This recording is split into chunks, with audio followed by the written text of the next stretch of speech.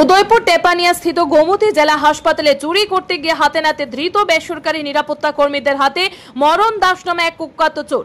গোমতী জেলা হাসপাতালের আইসিইউ বিভাগ এবং ব্লাড ব্যাংকের এসি গ্যাস পাইপলাইন চুরি করতে যায় মরণ দাস। হাসপাতালে চিকিৎসাধীন একের রোগী প্রথমে দেখতে পায় সোমবার ভোর 4 ঘটিকায় মরণ দাস এসি পাইপলাইন খুলে নিচ্ছে। খবর পেয়ে বেসরকারি নিরাপত্তা কর্মীরা হাতে নাতে ধরে ফেলে মরণ দাসকে।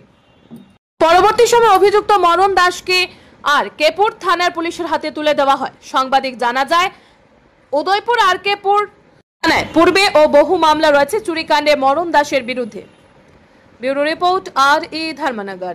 দেখলাম লেফটিন থেকে বাড়ানোর পরে দেখলাম হাত পা দিয়ে নিচের দিকে নামতে আছে। আমার সন্দেহ আছে কিটা দেখা গেল নিচের দিকে আমি দেখলাম, দেখে ঘুরে গেলাম, দেখতেছি এমনি মুসরাইতে আছে। আমি কিটা রে যেন কিটা কোনো না কিছু না, আমি কিছু না, এটা মুসরাস কি তুই আমি এদিকে রই, আমি তো বাড়ি কই এদিকে, আমি তোর এদিকে পারিলে আমি চিনি না কি রে, তারা সিকিউরিটি গার্ড, তারা তো আমার চিনি, আমি তারা চিনলে আমি চিনতাম না, আমার বাড়ি হইতে জানো ওকে দাঁড়া।